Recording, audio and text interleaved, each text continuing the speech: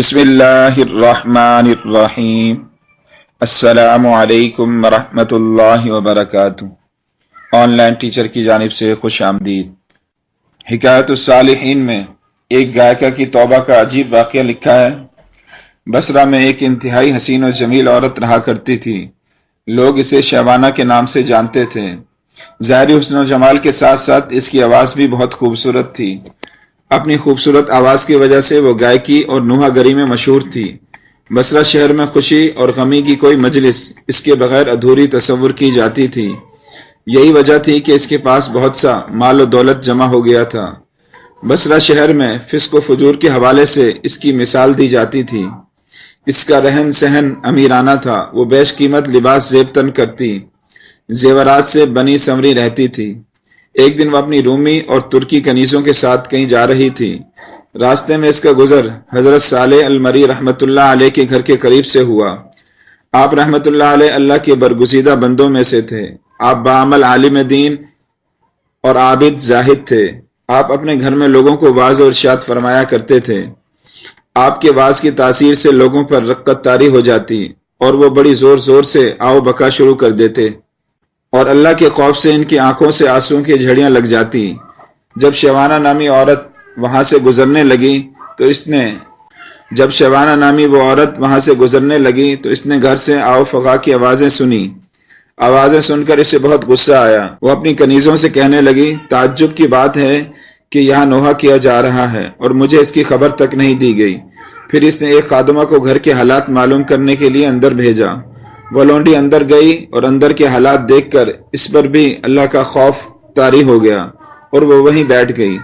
جب وہ واپس نہ آئی تو شہوانہ نے کافی انتظار کے بعد دوسری اور پھر تیسری لونڈی کو اندر بھیجا، مگر وہ بھی واپس نہ لوٹی۔ پھر اس نے چوتھی ملازمہ کو اندر بھیجا جو تھوڑی دیر بعد واپس لوٹ آئی، اور اس نے بتایا کہ گھر میں کسی کے مرنے کا ماتم نہیں بلکہ اپنے گناہوں پر آؤ بکا کی جا رہی ہے۔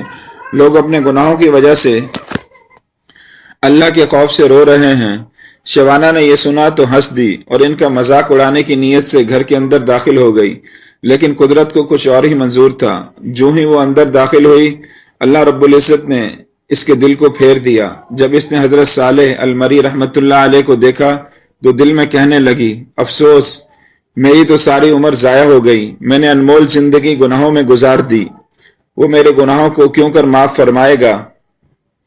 انہی خیالات سے پریشان ہو کر اس نے حضرت صالح المری رحمۃ اللہ علیہ سے پوچھا، اے امام المسلمین، کیا اللہ رب العزت نافرمانوں اور سرکشوں کے گناہ بھی معاف فرما دیتے ہیں؟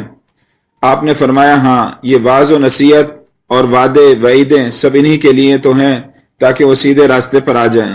اس پر بھی اس کی تسلی نہ ہوئی تو وہ کہنے لگی، میرے گناہ تو آسمان کے ستاروں اور سمندروں کی جھاگ سے بھی زیادہ ہیں۔ آپ نے فرمایا، کوئی بات نہیں، اگر تیرے گناہ شہوانہ سے بھی زیادہ ہوں تو بھی اللہ رب العزت معاف فرما دے گا۔ یہ سن کر وہ چیخ پڑی اور رونا شروع کر دیا، اور اتنا روئی کہ اس پر بے ہوشی طاری ہو گئی۔ تھوڑی دیر بعد جب اسے ہوش آیا تو کہنے لگی، حضرت، میں ہی وہ شہوانہ ہوں جس کے گناہوں کی مثالیں دی جاتی ہیں۔ پھر اس نے اپنا قیمتی لباس اور گراں قدر زیور اتار کر پرانا لباس پہن لیا اور گناہوں سے کمایا ہوا سارا مال غربا میں تقسیم کر دیا، اور اپنے تمام غلام اور خادمائیں بھی آزاد کر دی۔ پھر اپنے گھر میں مقید ہو کر بیٹھ گئی۔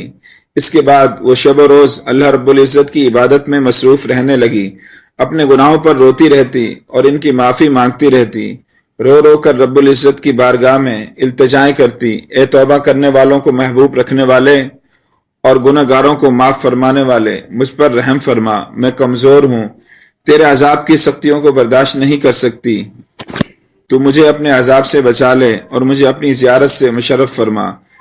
اس نے اسی حالت میں 40 سال زندگی بسر کی اور انتقال کر گئی۔